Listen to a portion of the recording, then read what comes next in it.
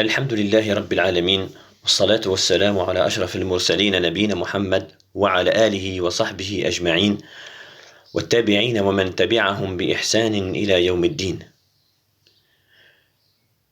Nous continuons cette série de leçons, cette série inversée, une histoire.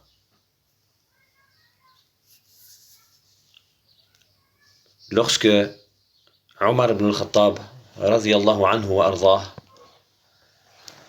a voulu émigrer avec le prophète sallallahu alayhi wa sallam, suivre le prophète sallallahu alayhi wa sallam dans son exil afin de quitter la terre de Mecca sur laquelle il n'était plus possible de pratiquer sa religion, Allah Azza wa Jal leur a autorisé l'exil, le hijra. Et Allah subhanahu wa ta'ala a choisi Médine comme ville d'exil, d'immigration au prophète sallallahu alayhi wa sallam et à ses compagnons. Lorsque Omar radiyallahu anhu wa ardah a voulu exiler, se diriger de Mecca vers Médine, il s'était donné rendez-vous avec Hisham ibn al-As wa Ayyash ibn Abi Rabi'a. Hisham ibn al-As, malheureusement, il s'est fait arrêter par Quraysh avant d'exiler, avant de se rendre au rendez-vous qu'avait proposé Omar ibn al-Khattab. Il s'était fait arrêter par Quraysh, ils l'ont empêché d'exiler, d'immigrer.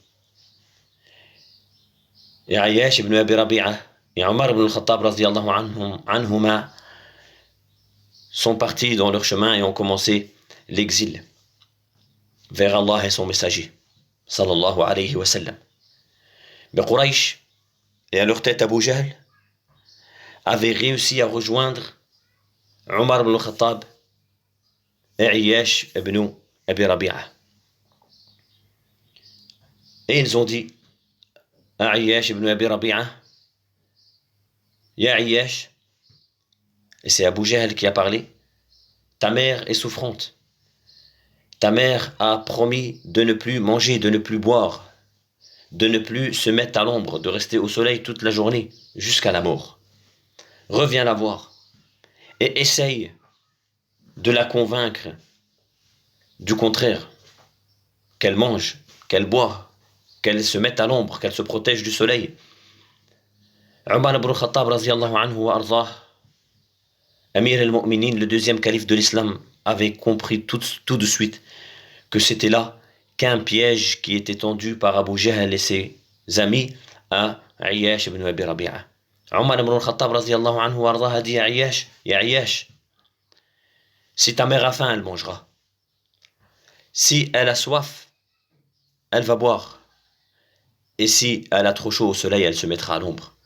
Suis-moi, immigre avec moi, et n'écoute pas ce que dit Abu Jahl. Abu Jahl a insisté et lui a dit, ta mère, c'est très important. Il faut que tu ailles la voir, la convaincre du contraire, la convaincre de ne pas se donner la mort, la convaincre de ne pas rester au soleil, la convaincre de ne pas rester sans manger ni boire. Ayyash ibn Abi Rabi'a radiyallahu anhu wa ardah a fini par écouter Abu Jahl, a fini par suivre les conseils de Abu Jahl. Omar ibn al-Khattab radiyallahu anhu wa ardah a dit à Ayyash, c'est un piège, ils vont te piéger, n'y va pas. Mais Ayyash ibn Abi Rabi'a radiyallahu anhu wa ardah a dit, j'ai de l'argent à Mecca, je le récupère, en même temps je vais rendre visite à ma mère et j'essaye de la convaincre qu'elle ne mette pas en application ce qu'elle a dit, et je vous rejoins. Omar ibn al-Khattab radiyallahu anhu wa ardah, le deuxième calife de l'islam, avait senti le danger et avait senti le piège tendu par Abu Jahl et ses amis. Omar ibn al-Khattab radiyallahu anhu a donné sa chamelle à Ayyash et il lui a dit, monte sur cette chamelle. Et si jamais tu sens le danger, alors échappe-toi. Sers-toi de cette chamelle pour t'échapper, pour fuir. Radiyallahu anhuma wa ardahum. Et sur le chemin du retour en direction de Mecca, Abu Jahl, al-Khabith, a dit à Ayyash, je suis fatigué. Peux-tu me monter avec toi sur la chamelle? Et au moment où Ayyash, radiallahu anhu wardah, descend la chamelle pour faire monter Abu Jahl, et ceci fait partie du bon comportement, même si Abu Jahl était mécréant, Ayyash, radiallahu anhu wardah, avait le bon comportement en venant au secours d'une personne qui était fatiguée. Au moment où il descend la chamelle pour que Abu Jahl monte sur la chamelle, il l'attrape, il l'attache. Ils attrapent Ayyash violemment et ils l'attachent. Et ils l'emprisonnent. Et ils le font souffrir. Ils l'ont tellement fait souffrir à tel point qu'il a été éprouvé dans sa religion.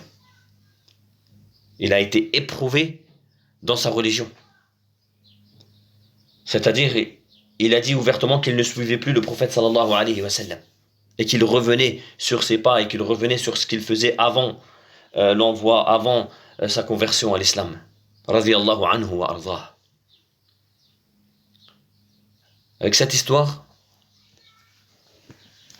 des compagnons ont commencé à parler du prophète sallallahu alayhi wa sallam. Des gens ont parlé qu'Allah azza wa jal n'acceptera pas le repentir d'une personne qui a été éprouvée ainsi dans sa religion. N'acceptera pas le repentir de Ayyash radiyallahu anhu wa ardah et ses semblables. Allah subhanahu wa ta'ala qui fait miséricorde et qui pardonne les péchés et qui accepte le repentir de celui qui se repent, un repentir sincère, a révélé le verset suivant. Allah azza wa jal nous dit dans le sens du verset: ô mes serviteurs qui avez commis des excès à votre propre détriment, ne désespérez pas de la miséricorde d'Allah, car Allah pardonne tous les péchés. Oui, c'est lui le pardonneur, le très miséricordieux. Et revenez repentant à votre Seigneur et soumettez-vous à lui avant que ne vous vienne le châtiment et vous ne recevez alors aucun secours.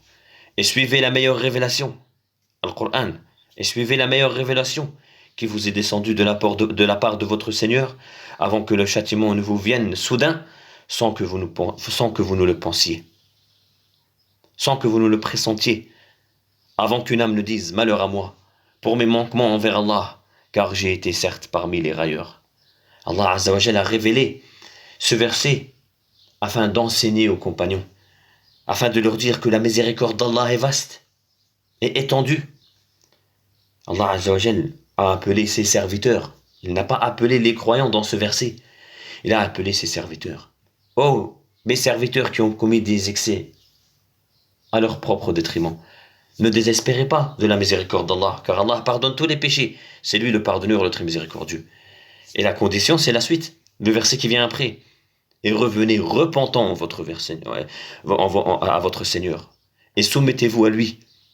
Allah pardonne les péchés. Allah est miséricordieux. Allah pardonne tous les péchés de ses serviteurs, à une condition de revenir repentant, un repentir sincère envers Allah et de se soumettre aux règles et aux lois d'Allah subhanahu wa ta'ala. Puis la deuxième condition, et suivez la révélation, comme il nous dit dans le verset qui vient par la suite, et suivez la révélation qui vous est descendue, c'est-à-dire Al-Qur'an, avant qu'il ne soit trop tard, avant qu'une âme se réveille dans la tombe et qu'elle dise malheur à moi pour mes manquements envers Allah, j'ai été certes parmi les railleurs.